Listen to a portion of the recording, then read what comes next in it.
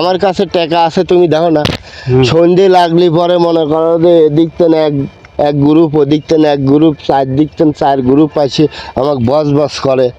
তো যাই আমার সব মাঠটার খাইয়ে জায়গা জমি ঘর বাড়ি নিঃস্ব হয়ে গেছি, আমার কিচ্ছু নেই, রাস্তার মনে করো থেকে পইরে হয়ে গেছি। হ্যাঁ, তাহলে কি বাইরে যাবে? হ্যাঁ, ওই মনে করো কি যে আমার বাড়ির কাছে একজন আছে, ওর নাম হইলে গা রাজ্জাক মিয়া।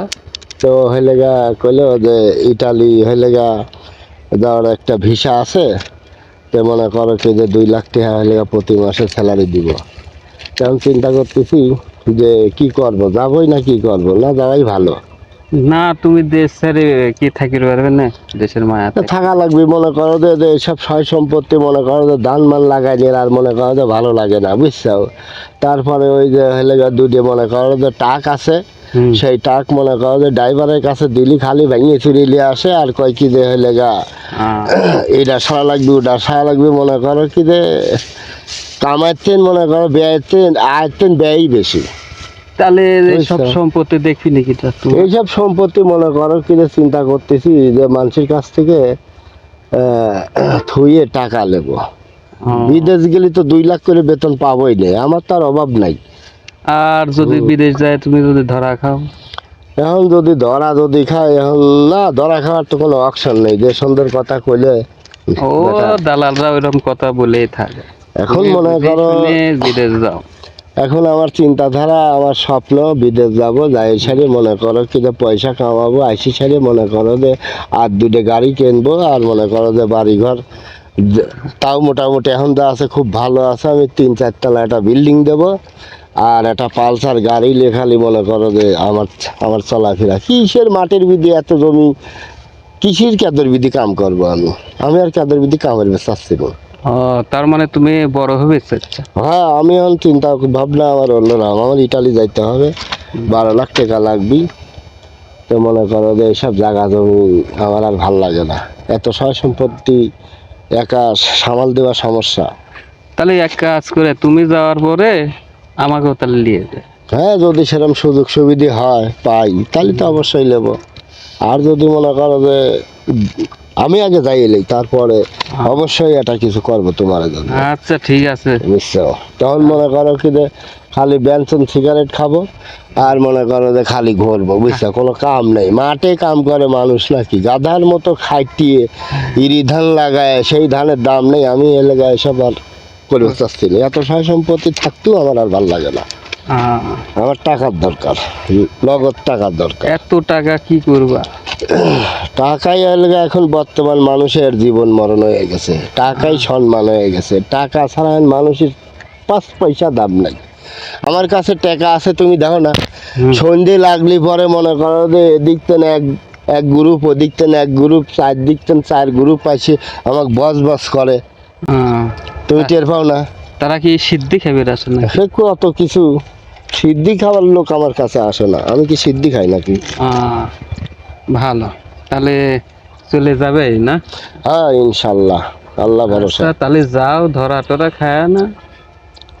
হ্যাঁ, ধরা খাওয়ার কোনো অপশন নেই। দেখা যাক, আল্লাহ ভরসা। যেহেতু নিজের এলাকার লোক, সে কি আমার বাটপারি করবো? নিজের এলাকার লোকই বেশি ঠগায়, সমস্যা নেই। আমাদের গ্রামে একজন লোক ছিল, কাকা ছিল। উনি হচ্ছে অনেক সয় সম্পত্তি ছিল। উনার মাথায় ভূত আসে যে উনি বিদেশ যাবে, অনেক টাকা পয়সা খরচ করে বিদেশ যাওয়ার জন্য।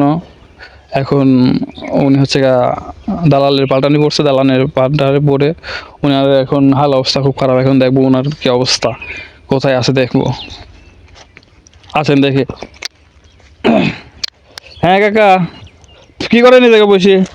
বেটা এনে বসে রয়েছে কি। আপনি তো বিদেশ গেলেন, বিদেশ থেকে এসে আপনার কি অবস্থা? আর বেটা দালালের কাছে মনে করো কি যে বিশ্বাস করে টাকা পয়সা দিয়ে মনে করো যে সব মারি ধরে খাইয়ে আমার মনে করো যে সয় সম্পত্তি যা ছিল আর কিচ্ছু নেই। এখন যে অবস্থা হয়েছে, বুঝছো, তাতে এখন বিক্রি হয়ে গেলেও কেউ বিক্রি দিবি না, এমন পরিস্থিতি আমার। আমার নিজের বলতে আর কিচ্ছু নেই, শুধু আছে হাত আর পাও, আর কিচ্ছু নাই বেটা। আপনাকে তো সবাই মানা করেছিল যে বিদেশ যায় না, বিদেশ যায় না, যে জায়গা এখন মনে এগুলো করো নেই যে করে। মানা করেছিলে সে তো ঠিক আছে, ও যেভাবে কইলে, আর আমি চিন্তা করলাম যে 2 লাখ টাকা করে বেতন পাবো, আমার কোনো অভাব হবে না।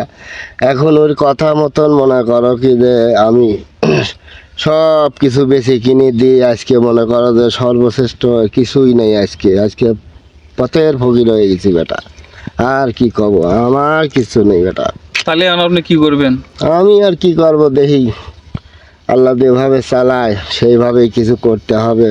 এত আমি কি জায়গা জমি করবো? সব নষ্ট করে বিদেশ করে ঘুরে চলে আসলেন। এখন আমার মনে করো কি যে নসিবি যা ছিল এখন তাই হয়েছে, ইয়ে ছাড়া তো আর আমার রাস্তা নেই। কি করবো, কার দোষ দেব?